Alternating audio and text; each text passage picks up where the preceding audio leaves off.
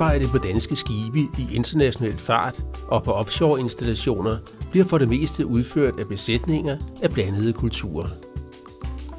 Ofte er det et krav fra de forskellige landes søfartsmyndigheder, at en vis procentdel af besætningen skal være egen nationalitet. Det stiller store krav til rederen eller operatøren om uddannelse.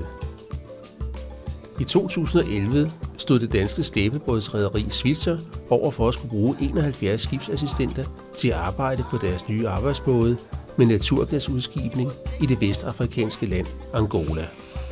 I 2011 der havde vi faktisk et helt hold udenlandske elever fra Afrika, fra Angola.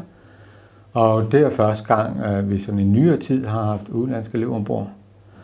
Og det var så Svitzer, slæbebådsfirmaet, som brugte skibet og sendte et helt hold ombord. Og det var selvfølgelig vildt spændende, og også en kæmpe udfordring.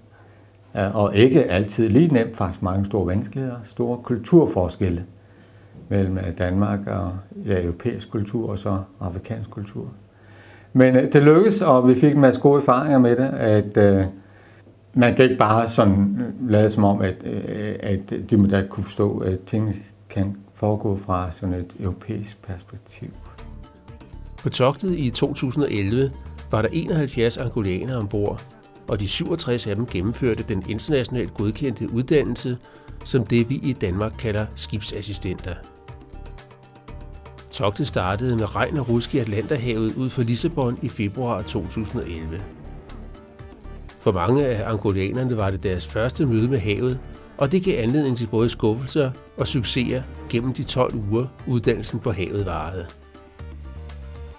Hvor skoleskibet normalt har elever i alderen fra 18 til 22 år, var angolianerne mellem 22 og 48 år, og mange af dem havde familie. Angola-togtet i 2011 var startskuddet på en internationalisering af uddannelsen på skoleskibet Danmark. Første trin var at begynde undervisningen på engelsk. Det startede tilbage i 2012, og der var det på foranledning af, at Dansk Industri i Rio de ønskede bistand til at få tilstrækkeligt kvalificeret arbejdskraft på deres operationer i Brasilien. Og det er særligt inden for offshore-industrien. Så det var Søfartsstyrelsen og Uddannelsesministeriet, der sammen med ambassaden i Brasilien havde en delegation og nogle møder med Navy i Brasilien med henblik på at få et uddannelsessamarbejde, et maritimt uddannelsessamarbejde. Og det blev vi enige om der, og der var Martek med som en del af delegationen, og vi valgte at sige, at det vil vi gerne gå ind i. Martek ønskede at få et internationalt samarbejde, og der synes vi, at Brasilien var et godt sted, fordi at det er inden for offshore, noget som Martek har fokus på, og vi vil gerne være et sted, hvor dansk industri kunne få glæde af det. Skoleskibet Danmark er et statsskoleskib, men derudover er det redder den maritime uddannelsesinstitution Martek i Frederikshavn. Her uddanner man ud over skibsassistenter også maskinmestre, ligesom man har en stor kursusafdeling, som servicerer søfartsindustrien. I Frederikshavn vil de gerne kunne levere kvalificeret arbejdskraft til det internationale marked. Vi skal kunne tilbyde vores studerende en god uddannelse, og det indebærer blandt andet, at de skal en tur til udlandet og prøve kræfter med det. Og Brasilien er et sted, hvor der er gode ansættelsesmuligheder for danske maskinmestre efterfølgende, så derfor passer det rigtig godt ind for os. Derudover så vil vi gerne have et internationalt uddannelsesmiljø ombord på skoleskibet, og derfor det at få 4 brasilianere ombord, som vi har haft de sidste 3 år nu, det giver et rigtig godt læringsmiljø og en god kulturel udveksling. Siden togtet med de angolianske søfolk i 2011 havde skoleskibet en øget forståelse for at arbejde med en international besætning. I dag er det en løbende ledelsesmæssig udfordring. En fordel, der er en god del udenlandske elever, gerne en 8-10 stykker, for det er med til at løfte sproget, så vi også i dagligdagen husker på at tale engelsk. For er der kun nogle få stykker, så kan vi godt sådan glide lidt af, og under tiden går dansk ikke er modvillige, men fordi vi glemmer, at der er engelske elever ombord. Og i og med, at der er en stor del af engelsktalende elever ombord, det gør så også, at det bliver mere naturligt for vores elever også at bruge det i dagligdagen. Så sådan 8-10 stykker, det er det optimale. På den anden side, heller ikke sådan ret mange flere. Det vil nok også vække opsigt. Der er jo stadig et dansk skib og tilhører den danske stat. Så klart nok, så har danske elever jo forrang og udgør hovedparten af vores elever. Larissa er 21 år og har gennem 3 år studeret til maskinmester på Universitetet PUC i Rio de Janeiro. Hun er med på togtet for at tage sin praktik sammen med 3 andre brasilianere. The theoretical part is done, so I just have to do a training on board, and then I'll be done. Then I'll be a marine engineer. Brasilianerne kommer fra et militærakademi, og de er derfor anderledes stillet i forhold til en magtdistance, eller hvad kalder man det, en autoritetsdistance ombord på skibene og sådan noget, den vej rundt. Så de er mere tilbageholdende i starten, og de skal lige falde ind i det her mønster, hvor de danske elever, de lidt mere ser det som et sted at udfolde sig, et afsæt for et eventyr, nogle drømme, de kommer med på den måde. Hvorimod de brasilianske elever, de tager det her som et benhårdt brugbart værktøj, som de simpelthen skal have en praktikdel til deres teoretiske uddannelse, som skal føre dem ud mod deres drømmejob og deres karriere i den brasilianske handelsflåde, hvor de så skal være officerer. It's a different kind of education. I mean, I'm basically studying common things that I've studied in Rio, but I think the approach here is different. And I think this is an experience of a lifetime. So I believe this will be good for me, not just professionally, but personally. So I believe this period I'm spending here, it will be good for me. So. Jeg tager i Danmark, der er en relativt sådan lav magtdistance på arbejdspladsen, også her ombord, selvom vi har masser af disciplin. Alligevel så er den, man kan sige, magtdistancen, det vil sige distancen mellem elever og besætning, og lige så vel mellem besætning og kaptajn, ledelsen, er meget lille sammenlignet med, hvordan den er i Brasilien. Og det kan vi sådan mærke på den måde, at de er meget høflige, meget disciplinerede og sådan velovervejet i deres spørgsmål, når de har nogen sådan lidt tilbageholdende. Fordi de er vant til en større magtdistance i Brasilien, end den vi har. De danske elever kommer alle sammen sådan cirka med den samme baggrundsviden, som er lav inden for det tekniske, jeg underviser dem i. Så der kan jeg bare følge fuld kul på og fange noget nysgerrighed og få måske den første viden udveksle den til dem. De brasilianske elever, de har allerede hele teorien, så derfor er der ikke kød nok på min del af den tekniske uddannelse, for eksempel for 2 maskinmester dernede fra. Det de derimod kan lære, det er det engelske sprog omkring det. Og så kan de også brillere en lille bitte smule i gruppen, som ellers er fremmed for dem, ved at de har noget baggrundsviden, og de lige kan række hånden op, og de lige kan fortælle, og det her det er sådan og sådan og sådan, hvilket måske kommer efter timerne i pauserne, og også en lille bitte smule under undervisningen. Men jeg må sige, at de er meget høflige, og de kunne aldrig finde på at afbryde mig som underviser eller lignende der. Det er mit indtryk, at de også er vant til, hvad skal vi kalde det, mere klassisk undervisning, tavleundervisning. Altså sådan en større distance mellem lærer og elev, og ikke den der dialogbaserede undervisning, som er meget udpræget her i Danmark. Brasilianske elever, de kommer her for at gøre en forskel i deres liv, og for at gøre en forskel for deres fremtid og i deres familier osv. De har fået en meget stor chance ved at komme på de her militærakademier i Brasilien. Og det er en hård stil, der bliver lagt for dagen der. Det er kun de bedste, der kommer igennem. Og der er ingen tvivl om, at de så også sender de gode af de bedste videre til os.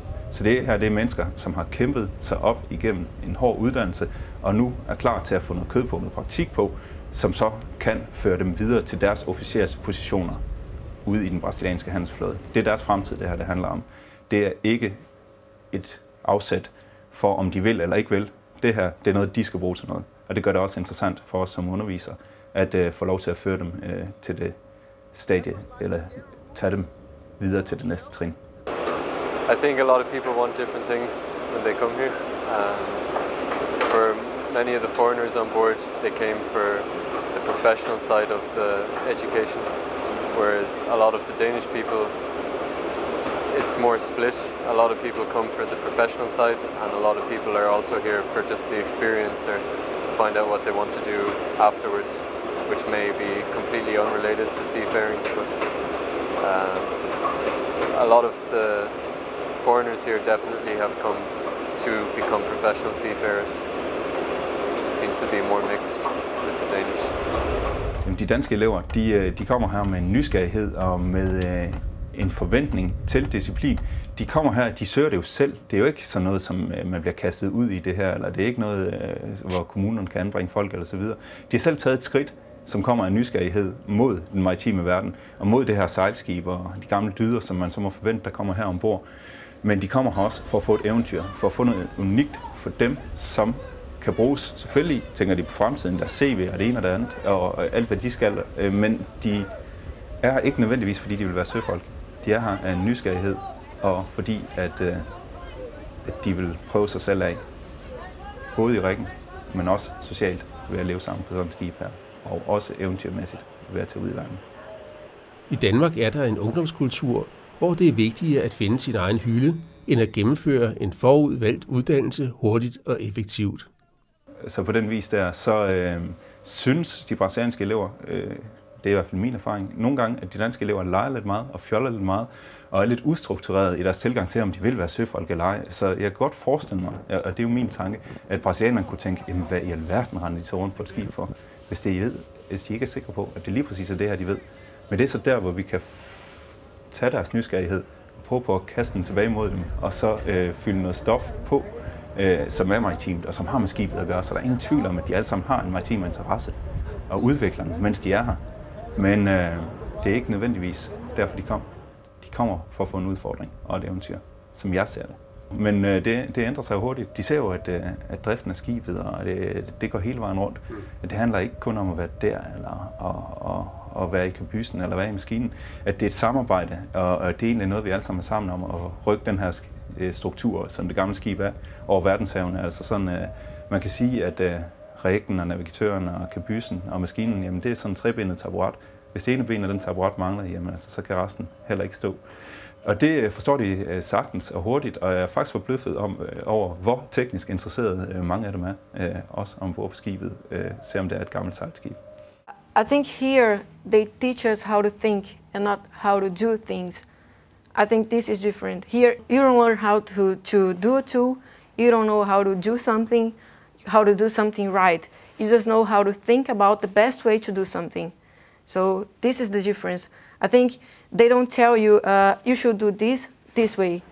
You just have to think, okay, you have two options. You could do this way or this way. You have to choose the best one, but you have to think about it. So each way you choose has its advantages and disadvantages, so you have to think about it. And so they are always pushing us to think more, and to invent things too. I mean, here in the workshop, you can just create a tool. You don't have to do exactly what they are telling us. You just have to create something. You have to imagine something and then create something, or you have to think about the best way to do what you want to do. So it's not, they don't tell you, you have to do like this.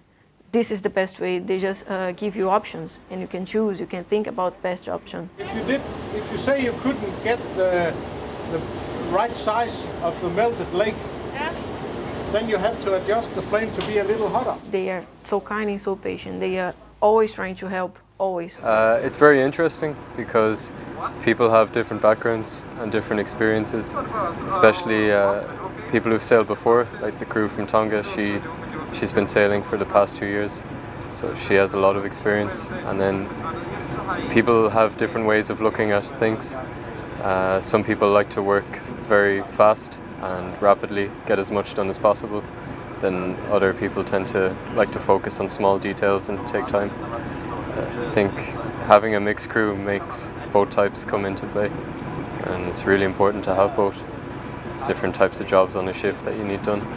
Some require slow, fine details, and others require a lot of speed. So being with so many different people from different countries, it really gives a lot of different backgrounds and different stories people can tell, and different culture on board the ship. For example, the Danish people love to sing in the morning, and the Irish people love to sing as well. So it's a good mix.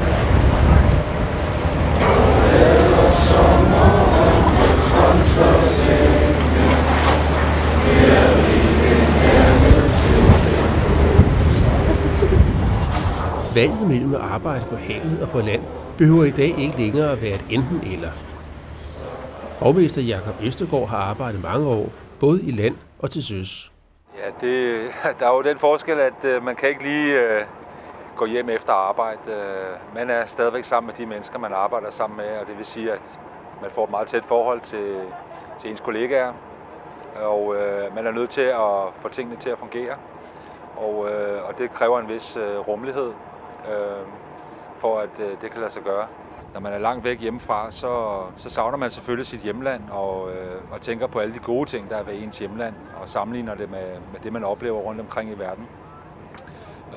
Og man forstår også, at det, vi har derhjemme, det er noget særligt. Det er bestemt ikke sådan, at hele verden fungerer, og det er jo både på godt og ondt, men jeg tror, at som søfarende og måske også som udenlandsdansker, der værdsætter man sit land rigtig meget, når man er væk hjemmefra, og værdsætter alle de goder, som vi har i lille Danmark. Jeg er selv meget interesseret i andre kulturer og prøver så vidt muligt at sætte mig ind i andre mennesker og den måde, og de skikke, og at de ligesom ser på verden og deres virkelighed. Så jeg synes selv, at jeg altid sådan, altså jeg har selv en stor interesse for det og spørger rigtig tit ind til vores udlændinge om, hvordan de ser på politik og miljø og ja, alle mulige af de her emner, som vi taler om til dagligt. Det er dejligt at få et andet perspektiv, og man ser meget forskelligt på ting rundt omkring i verden, og sproget er selvfølgelig også en stor del af det. Madkultur, mad, som jeg beskæftiger mig med, og musik og ja, alle former for kultur. Jeg synes, det er meget interessant, og også det, der gør det sjovt at rejse, at man møder de her nye kulturer. Og jeg tror, der er mange søfolk, der er blevet drevet ud af en eller anden form for eventyrlyst, og en eller anden lyst til at se og opleve verden. Det tror jeg.